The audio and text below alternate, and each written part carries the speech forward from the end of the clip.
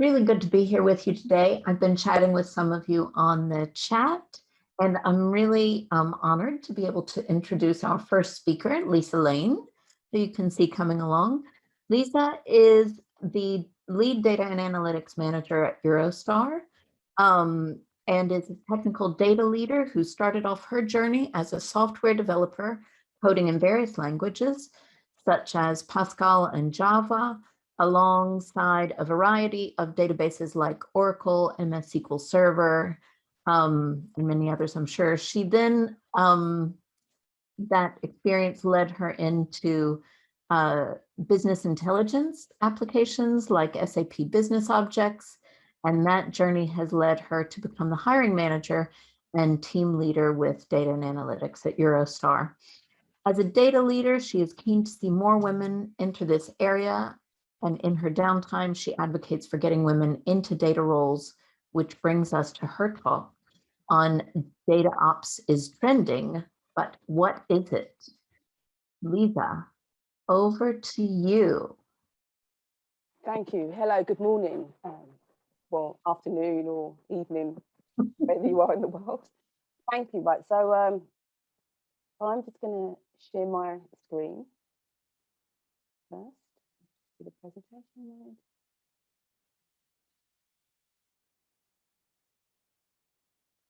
Zoom back.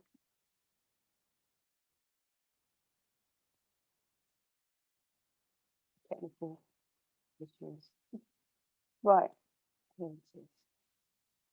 Okay, so my talk today is around DataOps. It's trending, and so what is it?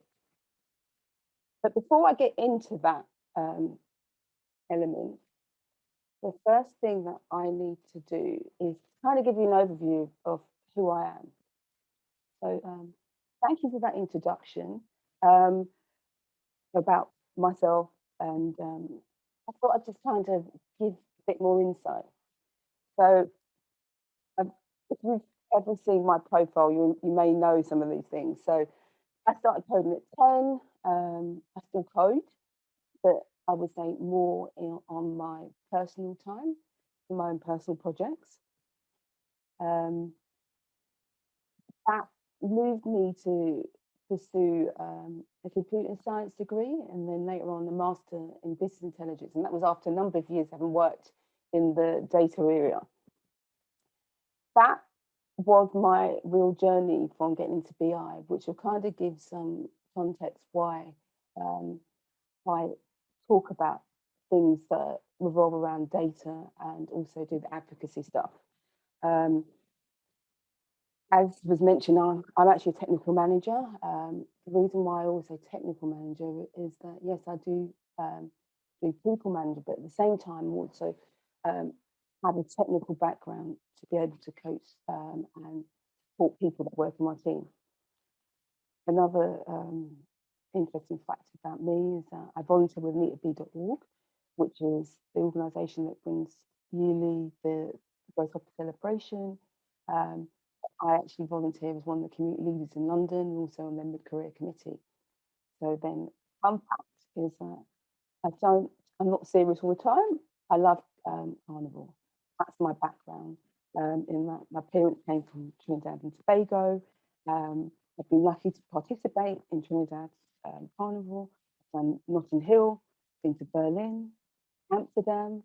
There's so many that I want to go to, but lockdown, we're all stuck at home, fortunately. So I'm going to get into my talk to give you an insight of what DataOps, why is it trending? I've actually quoted, I think, something that's quite important about data. With data skills, given what happened with the pandemic and so forth, we've seen a rise in a number of roles that are associated with acquiring data, cleaning it up, analysing, data and so forth. It's the fastest growing profession currently, and it was before the pandemic, and it seems to have further increased over the last year. Now, a lot of people know about, the various types of roles, such as data scientists. You may see data engineers. Sometimes you might see statistical analysts. There's variations for different roles, but essentially these skills that fit within these different roles fit within the DataOps team. And one of the reasons why I think it's really important to talk about data, and it's specifically around this area that is seeming to take a lot of traction this year, and it's taking traction last year, and also it's going to get even more intense over the coming years as the pandemic changes our working patterns. And I think it's really important that we see more women applying for not only, I would say, the individual contributor roles, but also for the manager roles, the leadership roles. So be it as a manager, it could be director, so forth. There's so many different opportunities, but women are not applying for the roles. So before I touch in to give you some insight about what DataOps is, I just wanted to highlight that 25% of data science professionals, there's only women take that up, but which is not good. And this came from the global gender gap report from 2020. We're not seeing women taking up positions within this area, and there is an issue around diversity and inclusion. And one of the things, and we talk about making sure that we're definitely, when you're doing things specifically around like customer profiles and doing product launches and development and so forth, data is key. And yes, you can get different sets of data, but you need to have different individuals working in these teams. And women do not make up that percentage, which is really important to see what's going on. So if we look at, I took this from a report by Morgan Phillips, and it's also done with LinkedIn. And this is from last year. And you can clearly see that of the number of roles that were available, only 34% of women held the role as a data analyst. This trend, you can see that it's going up, really rise in terms of the availability of jobs, but we're not seeing a larger we're not seeing a larger split of women, either going for these roles, or they're not being, they may not be successful in these roles. So this is something that I'm really keen to address, but this is not what I'm going to talk about. I just want people to be aware of the opportunities that are out there. Another opportunity again is as I mentioned, is the leadership roles. As you can see, it had a 2% yearly rise. And this has actually got a worse split in terms of the number of women that actually hold these senior positions, which is something that I think a lot of people are aware of. However, as you can see, there are a number of roles that are appearing at this level. And again, this is something to highlight, that you can get into this area at different levels, be it as an IC or as a manager. And finally, I'm just going to give you a quick overview as well, again, of the data scientists. No, this is poor as well. This has had the highest increase in terms of the number of professionals doing this role has gone up by 8%, and likely to more than double over the next 3 to 5 years. However, we're only seeing 26% of women holding a position as a data scientist. So I'm not sure why this is. It may be that you do not actually have the job title as a data scientist, but this is something that I really want to address and open up the opportunities so that people understand what working a DataOps team is. So this is going to take me into what is DataOps. So if you're not familiar with DataOps, it's actually an abbreviation of data operations. It stems from a combination of different frameworks: Agile, Lean thinking, DevOps, total quality management disciplines, and that's around best practice to do with testing and so forth.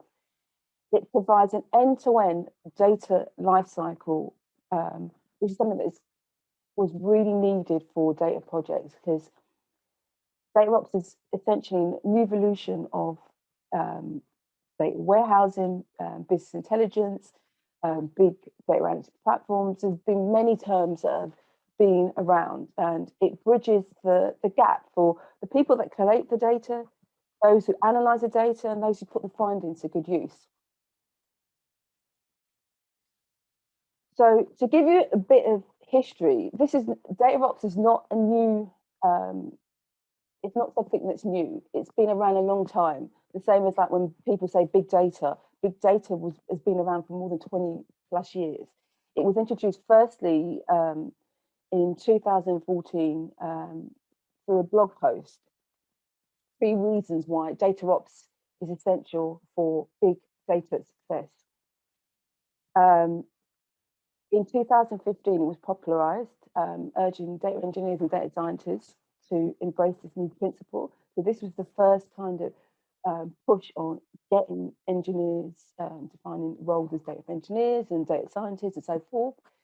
Then we saw the introduction of lean principles. When it really started to get more notice was being named in Gartner's hype cycle for data management. And as we look at what 2020, which was heavily impacted by the pandemic, DataOps has been widely adapted as a way forward for data teams. So when you think about DataOps, so just to give you some overview of why it is being more widely adopted by various organizations and so forth, there's 3 key areas that are associated with the best practices of why you would roll out DataOps within your organization.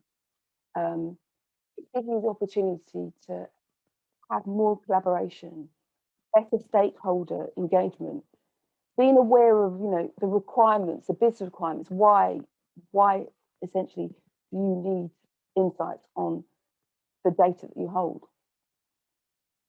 It leads you into defining better processes, having clearly defined roles, guidelines, and clear metrics of measurements for success. The technology available for supporting this DataOps solution allows you to automate your solution, have testing in place, and again with the collaboration and essentially setting out good practices for a solution that is scalable. So, as I mentioned earlier, the core principles of the DataOps environment are Agile, Lean thinking, DevOps, and total quality management. Now, I'm going to mention the DevOps first. So, development operations has been around for a good number of years, and DevOps was seen as being the great way of aligning your software engineering teams to produce better quality products. And by looking at the DevOps, we saw a way to improve data operations. And sometimes you may see that people say that DevOps, data operations is just a a version of DevOps. It's not. There's clearly defined roles, and there's principles that exist within DataOps that don't exist within DevOps, being things around the lean thinking. That's one of the key areas that has been encompassed into the DataOps aspect. The agile aspect is something that was already being used, but it forms a better framework within the DataOps way of developing a solution. So what are the roles that are required for a DataOps team? So you need, I would say there's 4 kind of key roles. The first being the DataOps engineer, not to be confused with the data engineer. The DataOps engineer is there to manage your infrastructure. They're the person that sets up the analytic pipelines. They manage the platforms, the cloud infrastructure. Their experience with DevOps. They have a good understanding of infrastructure, and they manage the tools and so forth from a infrastructure standpoint. Whereas the data engineer, the expectation is the data engineer, if you'd look back in maybe the data warehousing team that may have existed or still exists, they would be equivalent to being an ETL engineer. And the expectation is that they are able to build data marts. They understand about schema designs, being logical design. It could be physical design, it could be dimensional fact models, understanding about the different concepts of databases, transactional, and also, I would say, analytical databases. Having advanced skills with coding language, SQL, deep understanding of cloud infrastructure, and things that are associated with working with data. Then you get to the data scientist. Now, sometimes a data scientist can be combined with a data engineer, but from my experience, I find that data scientist is a clearly defined discipline in that they can build the algorithms, although they can use algorithms that are already predefined, but they develop statistical models. They may or may not have domain subject matter knowledge. They should have advanced mathematics, and that includes things around statistics, a level of doing things to do with operational research, having the capability to develop machine learning models, and knowledges of a coding language such as Python and SQL. And then finally, we come to the data analyst. Now, the data analyst role would have been seen as being somebody that may have been, say, a business intelligence analyst / developer. Whereas now the data analyst role needs to encompass 3 key things. The ability to use the visualization tools, are out there, things like Tableau, Power BI, Looker, for instance. There's a variety of solutions out there. They have to have advanced SQL skills, so able to write complex queries and so forth. A knowledge of a coding language, currently preferences of Python around this area. Have an understanding of statistics and machine learning, but there's no expectation that they should be doing the same role as data scientists. And be able to clean data. I think that's one of the key things. So in terms of the roles in the team, these are the roles that you would expect to see. It may not be named similar to this, but you would expect to see core individuals being able to manage these areas. Sometimes the DataOps engineer doesn't actually sit in the DataOps team, they sit in the infrastructure, but they specifically just manage areas for the DataOps platform. So it's good to understand kind of what a DataOps platform could essentially look like. Now, this is just an example. I've put different tools. It doesn't necessarily mean this is a standard way you'd roll this up. It's just giving you an example of the different tools that are out there available for people to learn and upskill themselves in the downtime, because a lot of the solutions to get a better understanding of working within a data area are now open source, and so there's 5 kind of key blocks in here. The first being the data sources as such. So having, you know, exposure, if you're working in a company, you might have databases, applications, such as like things like Salesforce, there might be Google Analytics, Google Ads, NetSuite, APIs, so forth. It could be anything. Then these data sources need to be ingested into your infrastructure, into your platform, and there's various tools out there. And I've just given you an example of 4. 3 of those tools there are open source for you to be able to test it. This information needs to be, once you pull that, ingest it, you may put it into a data warehouse. Again, I've shown you different solutions that sit within cloud environments. I've named ones to do with AWS, Google, you've got Snowflake, and there's also Microsoft Azure there. This data then can be analyzed. I've given, again, an example of a solution that could be used.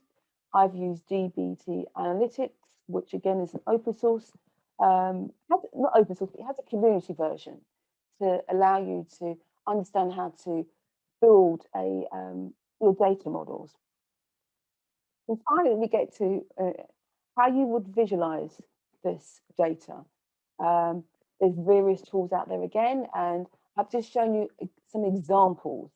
So this landscape is there to illustrate the types of tools that any one of the roles that I previously mentioned before would be able to impact on. And finally, at the bottom, you can see there's a GitHub. Now, if you've never used GitHub, it's very important that you get kind of a sense of how it works, because you may not use that in environment where you work, but it is a tool that is widely used, but some companies may have their own version, but it'll kind of give you an idea of how you can manage deployments and give you an idea of how to do automation with the testing in terms of the CI/CD. I'm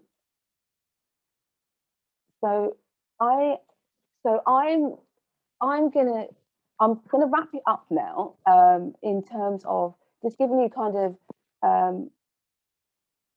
an opportunity to kind of think about how you can gain some experience, or just to have an understanding of where DataOps is heading.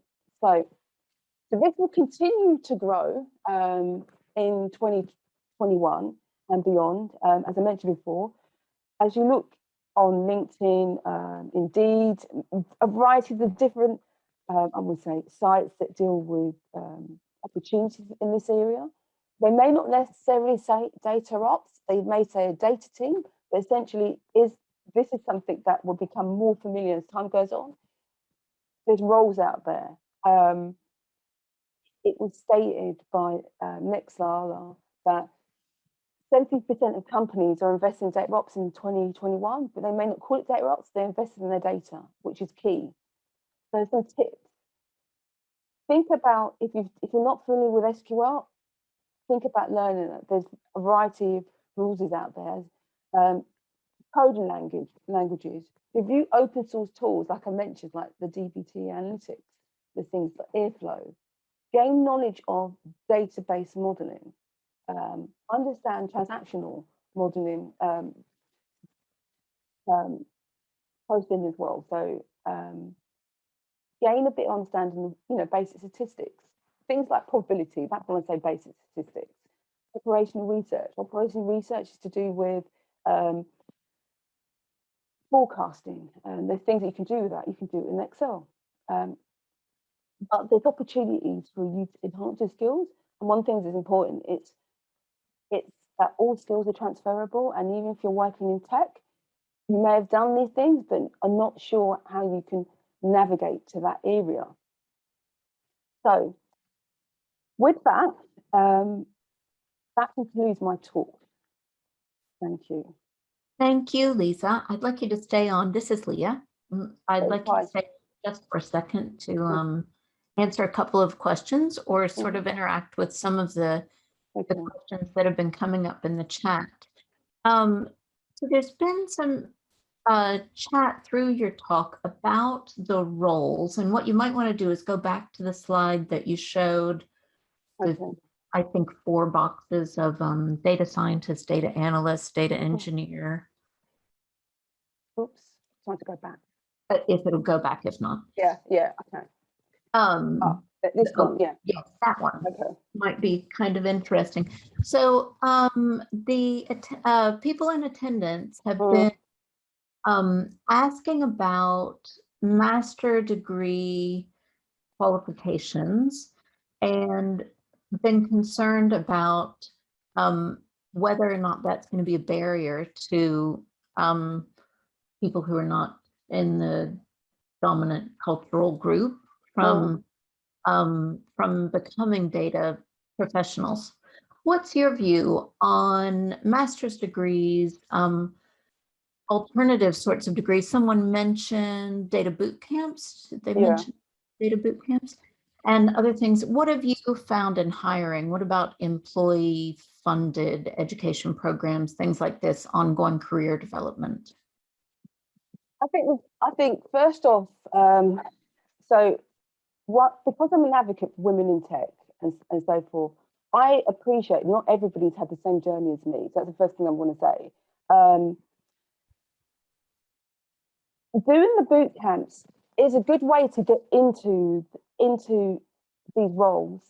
However, as time's gone on, I would say that you still need, even if people have got a degree or so forth, if you want to enter in, say, into a data engineer role, you need to have a presence to show that you've got an aptitude to do this. And one of the reasons why I advocate for people to look at the open source tooling is that it will give you an opportunity to contribute, number one, through into these solutions, but also build your own portfolio, which software engineers are very good at doing, whereas what you tend to find that data engineers and so forth don't do that.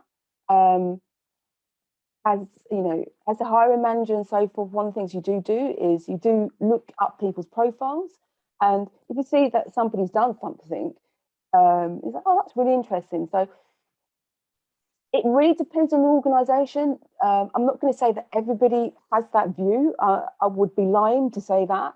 However, not everybody has the opportunity to go to university.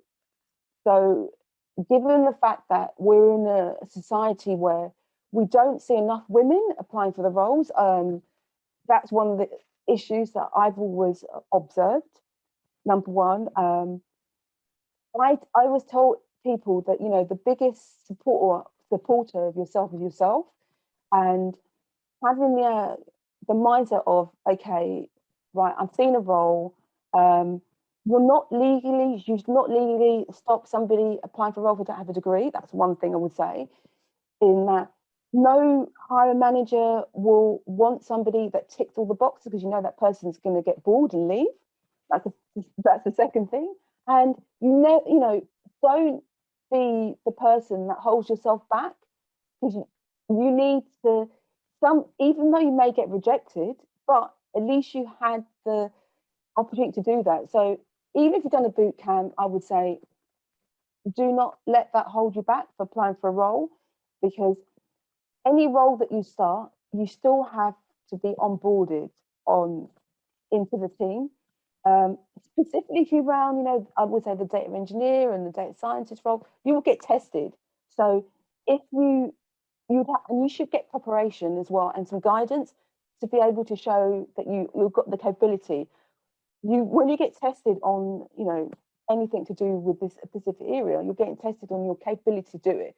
And as a good company or hiring manager or you know, your line manager should see the potential for you to grow within your role and support you where necessary. Does that answer the question? I think that answered some of it. Absolutely. I wondered if you could also speak to, well, there's another question that I think is a little bit different. So someone Sheila asked about building information modeling. Mm-hmm. I'm not sure that, does Eurostar use building information modeling? What do you mean building information? I think that is, I think, Sheila, are you potentially talking about something that is about actual architecture, not data architecture? Hopefully I'll ask Sheila to follow up on that. In your experience at Eurostar, and when you talked about portfolios, so in your other slide where you had GitHub down at the bottom of the pyramid of tools, there was a slide where you had your open source tools graphed on, yes, here we go. So is the sort of portfolio place that you would look in GitHub or in Colab or something like that? Where in particular do you expect to see a data professional have some sort of portfolio? So you'd expect it could be in GitHub. You would expect to see that they've contributed something. And this is aside from being Eurostar, this is a general place that's why I mentioned with software engineers are very good at having a portfolio of examples of work. The same can be done with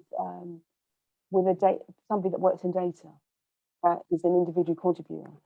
You can have that in GitHub, or you could have it on your website. It could be anywhere, but it illustrates that you've got an understanding of the area that you want to work in. Yeah? Yeah. So a degree wouldn't necessarily be a barrier. Let's see. Yeah, so Sheila, we might come back to your question later on. I think it's a little bit different from the DataOps questions. And one question for myself, Lisa, is, so your data governance at Eurostar, how closely does that fit in with the tools that you were talking about in your DataOps structure? So, okay, so data governance aspect does fit into that, but I cannot discuss things around anything to do with solutions that I work with. But what I can say is that in previous roles, current roles, and so forth, I've always used things like Confluence, which is the people are familiar with Jira. I've used Excel. However, it's just ensuring that you've got a way that you can push everything into a solution that can be easily accessible from other areas. Does that answer your question? Yeah, from a technology. All right, cool. All right, cool. Thank you. I think, let me see if there's any other question here. I think that addresses everything. Thank you so much for being with us. It was an honor to have you. Thank you for inviting me. And hopefully, you know, that helped. Slides available for anyone to do. Great. If you'll, yeah, we are letting people know that we'll make the slides available on the LinkedIn group. We have a Webb LinkedIn group, and we'll put them there or ask you to put them. Cool. Thank you so much. Bye-bye. Bye.